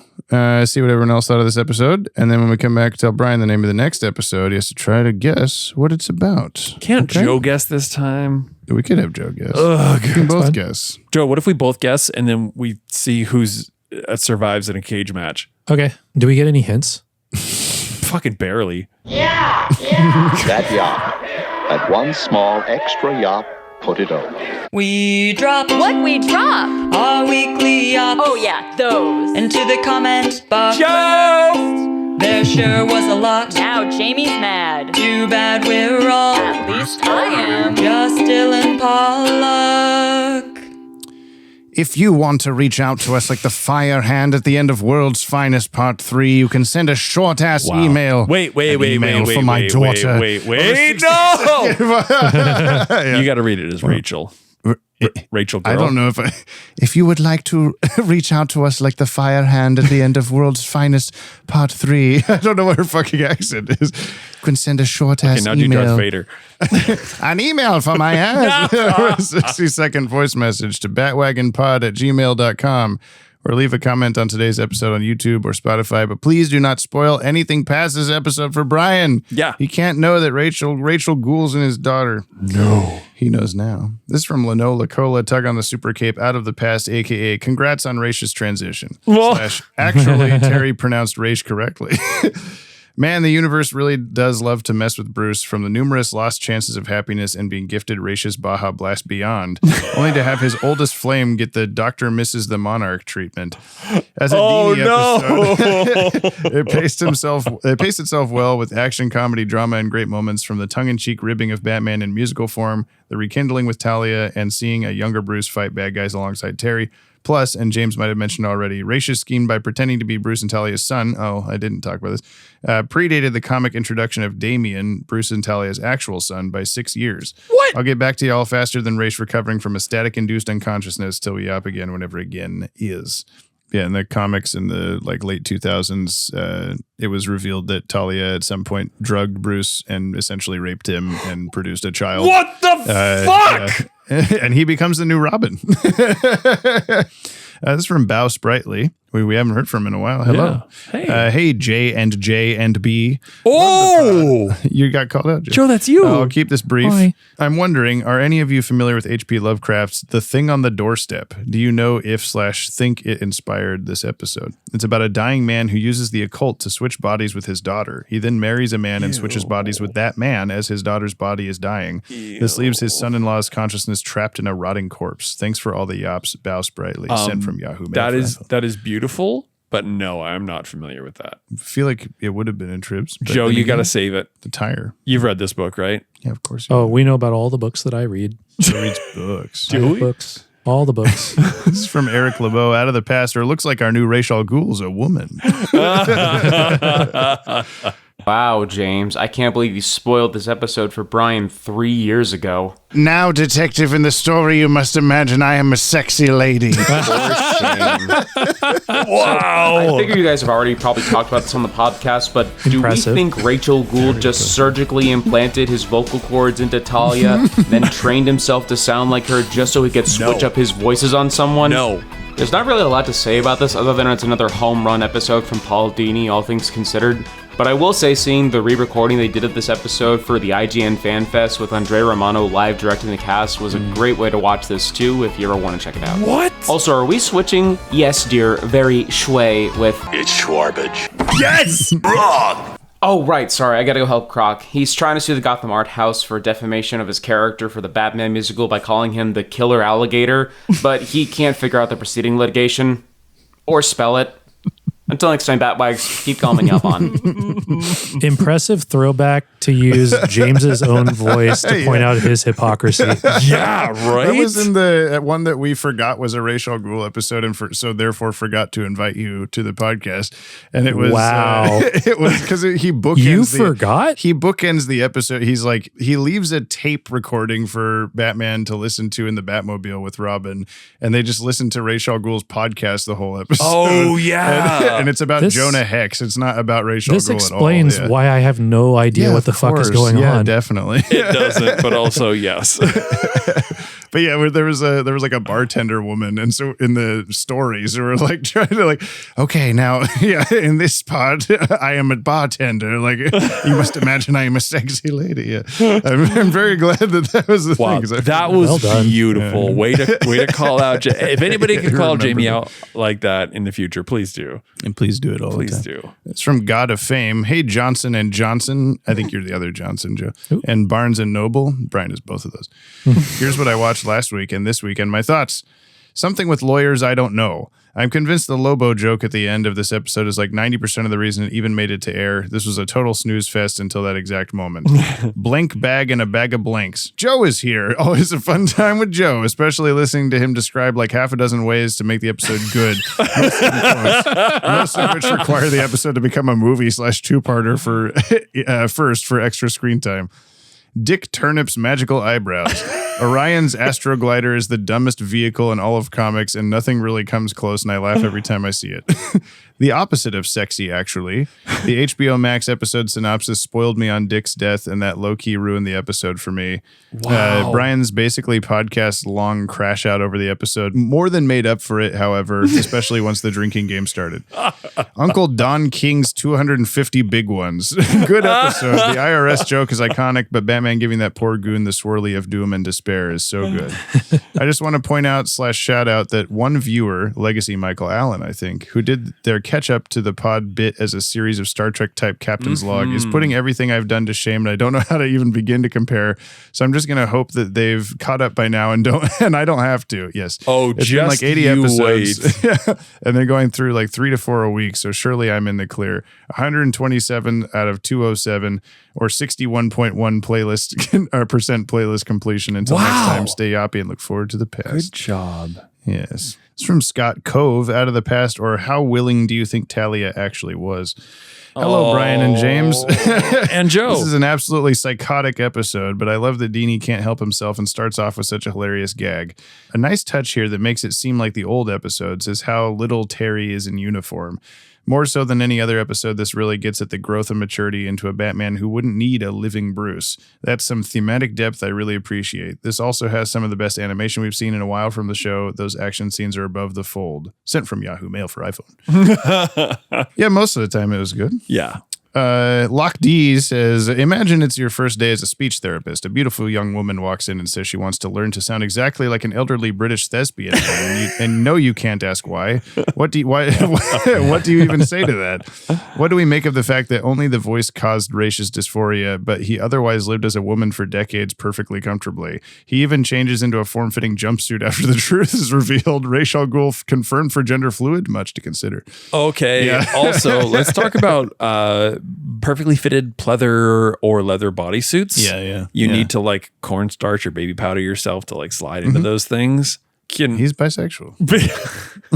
He's trans, baby. Out of the Past from Kyle. Here it is. Kyle. For us longtime DCAU fans, we have been waiting since you guys started Batman Beyond to get to Out of the Past. This is the episode that most explains a major gap in the continuity outside of obviously Rebirth. And I am so excited to see how Brian reacts to Talia and Ra's being back, as well as young Bruce. And of course, we got a little tease of it in the first Ink episode, but seeing just outside of Prime Bruce Wayne and Terry McGinnis fight to the Batman the Animated Series theme song on an electric guitar. I'm so excited to see what Jordan has to say about the music in this episode, but this is easily one of my favorite episodes, and I can't wait to hear where Brian ranks it, because if it's not in the top 10, I might have to form a Kyle protest, and nobody wants that. Love you guys. Talk to you later, Yoppie dudes. I need Peace a out. Kyle protest. What's a Kyle protest? Didn't know what that looks like. It's got to be the sweetest, most considerate thing ever. Yeah, sorry. Brian, I'm going to need you to reconsider it, please. That's it. Thank you, Kyle. Sorry, what? On the previous ASDAKA. On the previous Batman Beyond episode, you learned that male widows are called widowers. So I got to ask, does the widower weave widows for Batman to find? Widow me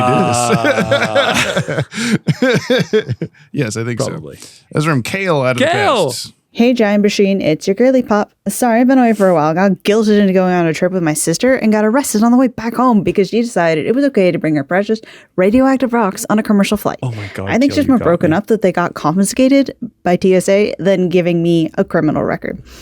Anyway, this is a really great episode. Watching Bruce and Terry truly teaming up for like the first time, even if Bruce, as Bruce says, he shouldn't have done that. You know, Ra's is going against what a father should do because he fears death so much. Maybe I don't agree with the whole idea that Talia was really the special person for Bruce. I am a very ardent Bruce Selena shipper in that regard, but your mileage may vary. Do what you will. But the whole episode just really makes you think about a superstitious, cowardly lot. They plan and plot, but they always get caught. Their evil plans all come to naught. A superstitious, cowardly lot. Beautiful. It will be stuck in your head. Yeah. We didn't. What? Radioactive rocks? Kryptonite. Okay. Otherwise it's kryptonite. Jamie, do you want to give the quick rundown of that one? Oh, they always do a kryptonite Preservation Society thing where anytime there's kryptonite in the episode, they talk about where it came from and all that sort of thing. Yeah, thank you. You're up to speed now. Out of the past. We didn't. If I would have seen really that episode that I missed, I would have known that. We didn't really talk about Bruce and Terry fighting side by side. We glossed over that one. It was Shui.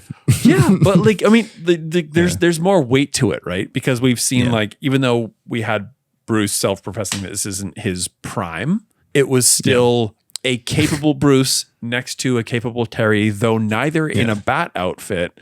Unlike normally where there's a little boy and an extremely old man, this time there was a little boy and a kind of old man. And it was like this podcast. That's the joke I was trying to do. God damn it, Jamie. Joe, can you punch him? Boy, just extend your arm. There you go. This is the thing. Joe doesn't have to. He just extends his arm. He's just that strong. It's beautiful. Look at those big muscles on that Joe. I've seen him. I see them. I've seen his downstairs mix-up. You've seen my downstairs mix-up detector. Oh my God! You know me and you love me and you see me. I'm old rage. Okay,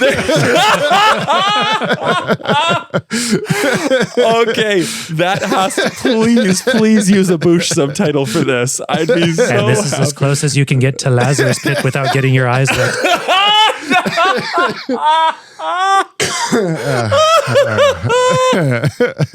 This is Lazarus Pit a little bit closer. I think we've said them all now. You ever drink Lazarus from a shoe?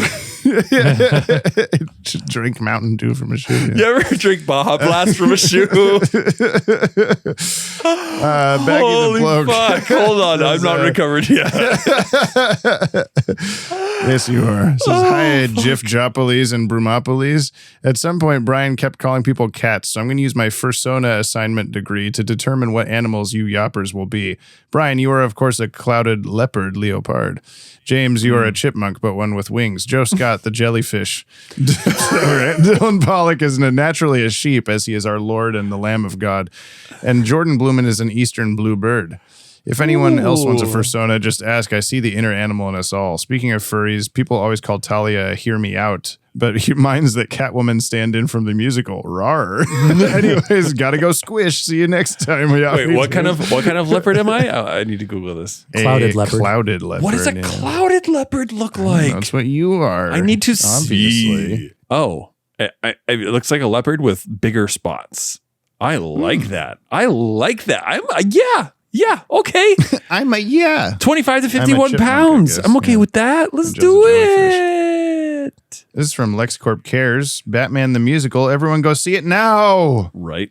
Ladies and gentlemen, please come on down to Gotham's new Batman the Musical. It's been said to be reinvigorating our theater district. Now, I know what you're saying. Does Gotham have a theater district? The answer is we did, but the Waynes got shot there, and so it went away. But it came back, and then Clayface killed a lot of people there, and so it went away again. But now it's back because Clayface is probably dead now, and that's, we really hope he's dead now. So come on down and see what critics are calling a play with music in it, which does technically make it a musical. Some people have said that it's 2.5 stars. I think it's 5 stars, and if you say it's less, I'll cry. I'll cry in front of you. I'll come to your home and I'll cry, and that'll be humiliating for both of us. Please, after the April Moon fiasco, we kind of don't get to host events anymore here in Gotham, so I'm really begging you. Please, I'm desperate here. I will come to your house and I will cry at you. It'll be aggressive and sad. Goodbye. I believe you. The tone in your voice. Weirdly, we also got one from Neo Gotham Tourism Board, Batman the Musical. It's so magical. Oh. Ladies and gentlemen, please come on down to Gotham's new Batman the Musical. Oh, it's been was that the same? Is this the same voice to be message? reinvigorating our theater district. No, I know what you're saying. Yes, it is. I sent it twice with, whoops, not LexCorp Cares. Oh, okay, I got it. Well, good, because I was very upset that I was going to have to play 2 from obviously the same person. So. Not obviously, it's 2 different people. Yeah, Bruce Wayne's parents died in an alley near a theater, so they shut the theater down. I like that as a possible continuity. Honestly, it's beautiful. Ryan Hipp out of the past. All right. When I'm recording this Eastern Florida time, I've still got 3.5 hours left in June. So just a little bit of time left for your local gay roadside ginger to wish you a happy Pride. But since you'll be hearing this in July, it doesn't matter in the slightest. No, it's still June. Willy Wonka reference. So considering how I've had the DVD set with this episode since 2007, and it has its own dedicated bonus feature, I've watched both a lot, and I have rewatched Batman Beyond twice in the last 5 years, you'd think I would be pretty familiar with this episode by now. Yet I have consistently Mandela affected myself into thinking it was a two-parter. So if you want to have an idea of just how long and how badly Ryan's been sundowning, there you go. Enjoy your holiday, celebrate 35 years of T2, because fuck AI, and no fate but what we make for ourselves, and chill out, dickwad. It's kind of funny because like Ryan sent that with 3 hours left in June, and we have 3 hours and 31 minutes left in June. Oh my God, yeah. I didn't think about how it would be July by the time. We keep saying Happy Pride, but now we can't say that. It's illegal. Oh God. This is from Legacy. Second wait. thing No, here. I do have a comment. What? Okay. Portland is doing its Pride in July this year. Ooh. Are we all going to? But they can't. That's illegal. Are we all going to go meet up or what? Yoppie Pride, July? When is Portland? When is it? Fuck! You're making me sit up. July is a whole ass month. You were making me for your sit ass. Up. You were making me sit up. Hold on. Mm-hmm. Joe needs to leave, Brian. Joe, what time are you getting up tomorrow, buddy? 4. Gross. Are we playing Helldivers after this or what? I'm at James's place and I have food in my crock pot that I need to go finish off. Yeah, also. you go finish that off and then we play Helldivers and you don't go to sleep tonight. Comment, Brian. Portland Pride Waterfront Festival, Saturday, July 18th. Okay. And Sunday, July 19th. The parade is on Sunday. The parade launches at 11 a.m. Sunday on that Saturday. at 19th. You have a gig? Gig. You said you have a gig? Anyway, so we'll see y'all at Portland Pride. There'll be a Yoppie festival for sure. Of course, yeah. We will see you there. If you don't see us, it's because we're blending in too hard. From Legacy, just wanted to last minute note that Bruce and Raish kissed, and at the time of recording, it's still Pride Month, so I'm glad they're celebrating. Oh, that was it. That's the entire email. Thank you, Legacy. And last verse is Mark Aquino, out of the past, or okay, but hear me out though, or my henchman is clavicular. Thank you, Joe. As I'm sure many of you have noticed, I haven't been very chatty much in my comments as of late. A lot of that is because the episodes we've watched recently didn't bring much out for me to talk about. But this one, oh, sweet Mama O'Malley dancing in the Green Valley with Mr. Adam Pally. This has the opposite effect in that there's too much for me to talk about. First and foremost, the Andrew Lloyd Webber-esque Batman musical. Oh, I'm surprised there hasn't been an actual Batman musical in real life. There has. Maybe everything that happened with that Spider-Man musical must have scared people away. I think some guy died in that. From doing any more Broadway shows based on superheroes. Probably for the best, though. All I know is that we, the fans, demand they release the full version of these songs. When it comes to not giving us what we want, one could say that WB is a superstitious, cowardly lot. And then the rest of the lyrics. Also, I just have to get this out of the way. He loved Barbara like she was family, and that's it. He loved Barbara like she was family, and that's it. Don't tell me otherwise. I don't want to hear it. Plugs, fingers, and ears, la, la, la, la, la, la. Yeah, get over it, Mark. Anyway, this has always been a great episode. It's got great action, an engaging Paul Dini script, and great music from the queen herself, Shirley Walker. Even if it feels just a tad bit rushed in the middle, it's hard to... I didn't feel it. It's hard to not get a big dopey grin on your face seeing Terry and Bruce fight bad guys together. And the reveal with Talia is one of the most sinister moments in the entire DCAU. It's not hard to see why this one is a favorite of many fans. It's definitely one of my favorite Batman Beyond episodes as well. Ours Boss, too. Biggest bear hugs to the #1 podcast host in this year multiverse of ours, James, choose your own adventure, Strecker, and Brian. Okay, then I choose to stay home, Manili. Praise to our Lord and Savior, Dylan Pollock. Keep up the great work on your own podcast. Remember to tell Gab that she can hold a microphone however she damn well pleases and that she rules. Likewise to all his loyal disciples, all the names, all the awesome sauce listeners of this Yoppie community of ours. You're all the absolute best. Don't you ever forget that. So, you like creamy peanut butter or crunchy? Or do you not like peanut butter at all? In which case, I don't trust you. Anyone with a peanut allergy is excused from this, of course. Till next week, futuristic smoke bomb. Crunchy. Uncle Ben probably died in the Spider-Man musical. Thank you for waiting to say that. He probably did. Joe, this is why we pay you the big bucks. Well, the next episode, we only have 8 episodes of Batman Beyond left. It is also a Batman Beyond episode next. Okay. It is called Speak No Evil. Joe, you have to guess now what it's about. This game sucks. Yeah, right? Obviously, it's hard. you've seen a lot of Batman Beyond. Yeah, I'd say it's really hard for me because I know so much less about the No, show it than doesn't you guys matter. do. It doesn't even matter. Brian fails every time. Anyway. No, I don't. Killer Monkeys. No, you don't. The problem is, even as far as like villains go, Brian, I know about 4.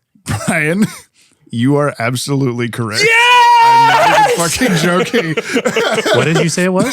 Killer Monkeys! It's a gorilla, but holy fuck, man. I don't know how you did that. I mean, obviously. Wow, Brian, that's what I was going to say. Was it really? Yeah, of course. No. Okay. Obviously, I know how you did that because of the whole Speak no evil, see no evil. But yeah, you did it. Hear You no got evil. it. You got it. But I think we did have a See No Evil was the Invisible Man episode of Batman, and that has no monkeys. I in probably it, so. guessed monkeys for that too, With though. Richard Pryor? You probably did. This is the thing, Yeah. Joe, is you just you got to go with the first thing that comes to your brain. First thing Richard that Pryor? Yeah. comes. Richard Pryor is a bad your guy, brain. and that's how you come up with a prediction for the next episode. Exactly. Yeah. Well, that's the episode. That's the show. And we'll see thank you you to everyone listening in the description. Yes, and Brian, we'll see you have all something in to 2 say? weeks at Portland Pride. Of course, obviously. Are you going to be You'll there, see James? us there. I don't know yet, man. I have to plan things. No, I don't- it's not like I you don't have get to kids or just say anything. yes to this. No. Joe, you're taking time off work for it, yeah? I have a gig that day. He has a gig. We already talked about this. Thank you to everyone listening in the description for their musical themes. Thank you. And helping making this podcast as YOPPIE as it can be. Thank you, Joe. Check out their stuff. Thank you, of course, to you, the listener, for listening. And thank you, Joe, for being here for Rachel Girl, the episode. Thanks for not inviting me to the other. Yeah, you're going to be bitter about that for forever. I would say that you owe me an episode. Yeah, I wouldn't disagree. okay. I would say that you should become one of our Dylan Pollock level coffee subscribers, and then you can request us to rewatch that episode, which would have to include you. How many? So you have 8 more episodes of this. Yeah. Then what? We're on Static Shock also right now interchangeably, so that'll keep going for a while. And then other things, more stuff. Yeah. Podcast is never going to end, Joe. No. Okay. Well, Because then we're watching Battlestar Galactica. I'll invite Joe on every time.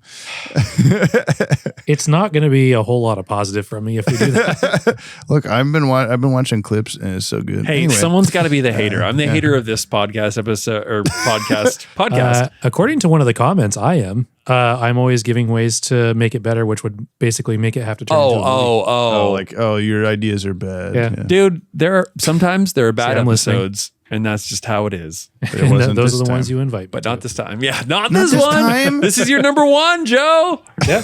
Solid. All right, bye. Solid as Bruce Wayne. We're leaving now. I'm not leaving. We're done. I'm staying here. Oh. It's going I'm to be gonna another stop. 2 I'm gonna hours of stop just Brian recording now. monologuing. Jamie's not going to Okay. stop. If I hit stop, you can choose to not stop and just monologue for 2 hours, but I will cut it all off. Okay. 'cause I mean, have at least that give me power. 10 seconds of a monologue. Okay, I'm going to hit stop, and I won't be able to have any input, neither will Joe. And Okay. Once upon a midnight dreary, while I pondered weak and weary over many quaint and curious volumes of forgotten lore, while I nodded, nearly napping, in my daughter's body I was napping, because I'm a man who takes over my daughter's body, and it's totally not creepy, and I'm bisexual, and I hit on Bruce Wayne. Nevermore. Joe said in my... Wait, what'd you say? In my daughter's chamber door. The end! More gray hair today. I'm not crying. Within a week, I should be back to normal. I'm sorry I never met her. The real Talia. She was a very special woman. The special woman? You going on patrol sometime tonight? See you in the morning.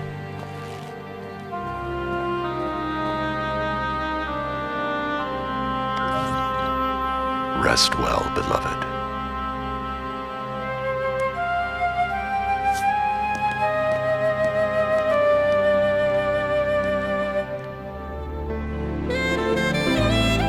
Jump on the Bat-Wagon is hosted and edited by yours truly, James Strecker, and co-hosted by yours Briley, Brian Maneely. This podcast is brought to you by the Watchtower Database, your one-stop shop for all things DC Animated Universe. To send us a Yoppie beverage, nab some sick show merch, or support us on Patreon, you can visit the links in today's show notes. And thank you very much. Please leave us a 5-star review on your app of choice and follow us wherever you listen to never miss a new show. And we'll see you next episode, same PP time, same poo-poo channel.